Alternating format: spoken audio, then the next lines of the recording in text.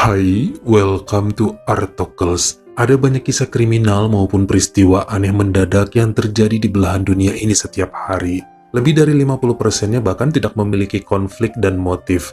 Tiba-tiba aja udah kejadian serta bikin kaget. Yang begini ini cocoknya masuk ke 3 kasus dalam satu video. Di sini kita sebut sebagai 3-in-1 case. Menarik dan seringnya bikin terguncang.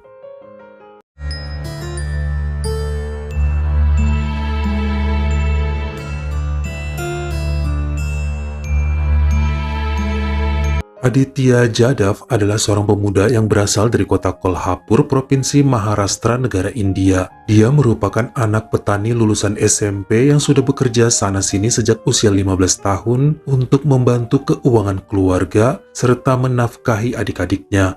Lumayan susah sebenarnya bagi pemuda ini untuk mencari kerja karena ijazahnya yang dianggap kurang memenuhi syarat pendidikan. Selain memang dirinya tergolong dalam kasta Sudra, yang kurang lebih ada diskriminasi, menjadi blacklist di beberapa perusahaan. Sampai akhirnya pada bulan Juni 2018 saat berusia 19 tahun, dia mulai bekerja pada sebuah industri baja di kota yang sama tempat kelahirannya, yaitu Kolhapur. Kita tiba pada hari Senin 3 September 2018, itu artinya Aditya sudah bekerja 3 bulan di pabrik tersebut dan sejak pagi udah ada sedikit ledekan dari teman-temannya mengenai kondisi celananya yang robek di bagian bawah sampai ke belakang belahan bokongnya. Tapi mau bilang apa ya, karena emang koleksi celananya tidak banyak. Dia juga baru sadar celananya sobek, yang kemudian bukan hanya jadi bahan ejekan kawan-kawan, namun juga nyinyiran supervisornya yang bernama Rakesh Wakmor berusia 51 tahun. Sampai tiba-tiba menjelang pukul 11 siang saat semua masih sibuk dengan kerjaan di pabrik tersebut, Pak Rakesh memanggil Aditya ke salah satu meja kerja sambil memegang selang kompresor angin dan mulai nyemprotin udara dari benda tersebut ke arah Aditya dengan maksud iseng sambil ngeledek. Berhubung video CCTV-nya dilarang diputar sama YouTube, jadi saya ambil capture-nya aja. Terlihat Pak Rakesh awalnya nyemprotin angin ke muka pemuda itu, lalu disuruh berputar badan untuk nyemprotin ke bagian belakang tubuh Aditya yang dibiarin sama dia meski nggak ngerti buat apa atasannya melakukan itu. Sampai tiba-tiba dengan sengaja si supervisor menjulurkan ujung selang kompresor angin ke bagian bawah celana Aditya yang robek sambil menekan pedal selangnya menjadi tenaga dorongan maksimal yang tanpa diketahui bahwa angin kencang tembus ke lubang bokong pemuda itu dan dalam beberapa detik langsung aja Aditya roboh ke lantai pabrik. Pak Rakesh sempat diam dulu ya, sementara karyawan lain kayak nggak ada yang menyadari dan terus melanjutkan kerja mereka masing-masing. Supervisor itu segera menggendong Aditya, lalu menyerahkannya pada petugas keamanan pabrik yang kemudian membawanya ke rumah sakit. Ternyata dokter yang memeriksa menyatakan bahwa dubur pemuda tersebut sudah hancur. Kerusakan cukup fatal hingga dilakukan operasi dan ditemukan hal mengagetkan lain, yakni isi organ dalam termasuk ususnya sudah terburai, serta terjadi pendarahan hebat di sana. Beberapa tindakan diambil secara bertahap dan dalam rentang waktu berhari-hari, kondisi Aditya dalam keadaan koma. Hingga pada Selasa 18 September 2018, jadi 15 hari setelah kejadian, nyawa Aditya dinyatakan tidak selamat dan beliau menghembuskan nafas terakhir di usia hampir 20 tahun akibat hancurnya semua organ dalam tubuh. Sudah pasti pihak keluarga menuntut polisi melakukan investigasi mengenai hal yang terjadi karena mereka yakin kondisi putranya sebelum itu sangat sehat, gak punya penyakit apapun yang berhubungan dengan pencernaan atau organ dalam. Hingga CCTV pun berhasil dilacak dan nampaklah Pak Rakesh Wakmor yang harusnya bertanggung jawab mengenai peristiwa ini. Sayangnya lelaki itu sudah kabur sejak hari kejadian setelah menyerahkan tubuh Aditya pada pihak keamanan pabrik. Anehnya sampai saat ini, lelaki berusia 51 tahun tersebut gak pernah ditemukan, namun pihak keluarga korban menerima ganti rugi dari perusahaan yang jumlahnya tidak disebutkan. Jika kita menilik sedikit ya mengenai kompresor angin di pabrik itu udah pasti tekanannya sangat besar. Kalau biasanya ngelihat selang kompresor angin di bengkel atau tempat steam motor, sampai airnya itu deras banget nembaknya karena dorongan atau tekanan dari kompresor yang sangat kuat. Nah, selang kompresor angin yang diterima Aditya di bagian lubang bokongnya dikatakan 100 kali lebih kuat dari tekanan kompresor air di steam motor.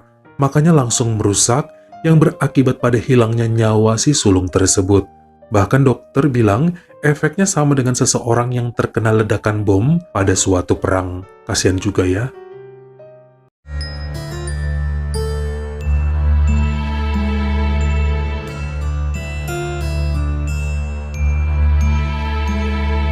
Pada Senin pagi 8 Juni 2015, seorang pria bernama James Rogers, usia 72 tahun, mengendarai mobil barunya, Chevy Corvette berwarna merah di daerah sekitaran rumahnya di Port Arthur, wilayah Texas, Amerika. Ini sudah menjadi kegiatan rutinnya minimal 2 kali dalam seminggu. Kadang ngebawa cucunya dan di hari Senin tersebut, dia muter-muter bareng anjing kesayangannya yang bernama Lia. Beberapa menit kemudian sekitar jam 8 pagi, dia masuk ke parkiran Waffle House, berniat mau sarapan sambil menikmati kopi. Dan tentu aja karena hewan peliharaan dilarang masuk, jadinya si Lia ditinggalkan di dalam mobil di parkiran depan. Ternyata saat sarapan dia bertemu dengan teman-teman seumuran yang biasa nongkrong di situ sampai lupa waktu. Pada pukul 11:55, jadi hampir 4 jam kemudian, James ngerasa khawatir, lalu keluar restoran untuk memeriksa keadaan Lia. Niatnya bentar aja masih mau masuk lagi ke Waffle House, ngelanjutin baca koran meskipun teman-temannya tadi udah pada bubar. Dia kemudian membuka pintu, masuk dan duduk sebentar sambil ngajak bercanda anjingnya tersebut, lalu kaget bukan main. James coba memencet tombol buka pintu dari dekat setir dan tidak berhasil. Chevy Corvette-nya itu adalah mobil listrik yang setelah diperiksa ternyata baterainya habis. Jadi apapun tombol perintah tidak bekerja. Dikarenakan mobil ini juga dirancang super canggih dengan tombol-tombolan, jadi tidak ada handle untuk membuka pintunya dari dalam. James benar-benar terkunci tanpa bisa berbuat apa-apa. Coba bunyikan klakson juga sama aja nggak bekerja karena lowbat. Bahkan untuk telepon saudara, polisi, atau bantuan apapun nggak bisa. Karena tadi dia ninggalin handphonenya di Waffle House di dalam tas kecil. James diperkirakan memukul kaca jendela atau benda apapun untuk menghasilkan bunyi dan suara dari dalam mobil, namun tidak berhasil. Sementara waktu memasuki jam 12 siang lewat dan udara semakin panas. Suhu dalam mobil meningkat tajam. Dia tetap terjebak dalam Chevy Corvette tersebut. Untuk info juga bahwa Waffle House itu pun nggak laku-laku banget. Pengunjungnya nggak seramai restoran lain, jadi nggak banyak yang lalu lalang di area depan atau parkiran untuk bisa nerima sinyal atau gerakan apapun darinya melalui kaca mobil. Dari jejak-jejak lumpur di bagian dalam pintu, nampak bekas sepatu yang diperkirakan sekuat tenaga kakek tersebut menendang atau mendorong pintunya agar terbuka namun tidak membuahkan hasil. Temperatur di dalam mendekati angka 40 derajat Celcius dan sama sekali tidak ada sirkulasi udara. Karena emang dirancang super aman dan ketat agar nggak mudah dirampok. Bahkan di beberapa bagian jok mobil katanya ada nampak cakaran tangan manusia yang diduga James di penghujung nyawanya masih berusaha sekuat tenaga melakukan apapun demi menyelamatkan hidupnya. Sampai 4 jam kemudian, jadi menjelang sore, salah seorang teman melihat mobilnya lalu mengintip dari kaca bahwa James sudah tidak sadarkan diri. Ditelepon langsung polisi dan petugas yang datang cukup kesusahan ngebuka mobil itu. Sampai pihak pemadam pun ikut ngebantu hingga digunakan martil besar untuk memecahkan kacanya dan berbagai alat sampai bisa terbuka, lalu mengeluarkan tubuh kakek tersebut yang sudah tidak bernyawa dari sana. Hal yang sama juga terjadi pada Lia yang juga sudah tidak hidup lagi akibat kepanasan serta kehabisan oksigen. Pada bulan Mei 2016, keluarga James melakukan tuntutannya pada pihak General Motors sebagai pemproduksi kendaraan tersebut. Namun nampaknya mereka menolak tuntutan ini karena ternyata setelah diperhatikan, ada kok tombol untuk membuka pintu itu secara manual, tepat di samping kaki sebelah kiri bawah mobil, yang mungkin tidak diperhatikan sama kakek tersebut. Hal ini juga sudah ada dalam buku manualnya, ya bisa aja nggak pernah dibuka atau dibaca oleh James. Bahkan sales marketing yang kemarin ngelayani bilang bahwa saat pembelian sudah menjelaskan secara detail semuanya termasuk mengenai tombol manual tersebut yang kelihatannya kakek itu lupa atau terlalu fokus sama bentuk mobilnya sampai nggak kepikiran ke sana saat mobil diterima dari showroom. Hingga tidak ada kejelasan lagi yang mengenai tuntutan atas peristiwa ini karena sama-sama ngerasa sudah melakukan prosedur yang seharusnya. Sayang banget padahal ada di kakinya. Mungkin karena panik atau emang usianya yang sudah 72 tahun, jadi malah nggak fokus. Padahal itu mobil impian dia, malah merenggut nyawanya. Hal yang sama juga pernah terjadi di tahun 2022, di mana seorang pria terperangkap dalam mobil listriknya yang kehabisan baterai dan nggak bisa keluar. Namun masih beruntung handphonenya ada dalam mobil, hingga bisa nelpon polisi dan petugas bantuan datang, serta mengeluarkannya dari kendaraan tersebut dengan selamat.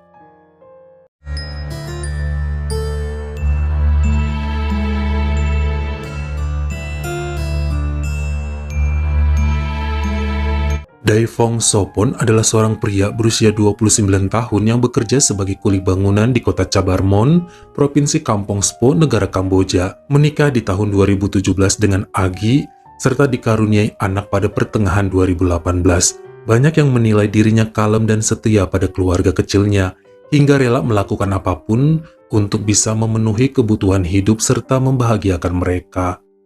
Sampai pada bulan Oktober 2018, dirinya berkenalan dengan pengusaha emas bernama Yuyung, usia 48, pada suatu resepsi pernikahan, lalu menjadi akrab satu sama lain. Karena emang Chabarmon adalah kota yang terpencil, jadi jangan berpikir bahwa pengusaha emas seperti Yuyung udah kaya Raffi Ahmad Super Sultan dengan kehidupan glamor, cukup kaya untuk daerah tersebut, namun nggak berkelimangan harta juga. Ternyata setelah tukeran nomor handphone mulai dekat hingga janda itu berani yang ngajak-ngajakin buat mampir ke rumah serta menemaninya tidur. Karena istri Daifong mulai curiga dan suka melarang sang suami keluar rumah, akhirnya Yuyung berinisiatif untuk memperkerjakan lelaki tersebut menjadi supir pribadinya. Dia pecat supir yang lama dan mengganti dengan Daifong yang kenyataannya telah tumbuh rasa cinta di antara mereka berdua. Sebenarnya sudah ada himbauan juga dari tetangga yang mengenal Yuyung dan cerita pada Agi agar melarang suaminya bekerja menjadi supir pribadi janda tersebut. Soalnya dia terkenal gatal, mantan suaminya aja ada 7, dan kalau udah bosan pasti dicampakkan. Takutnya gitu juga perlakuan yang akan diterima sama Daifong. Habis manis sepah dibuang.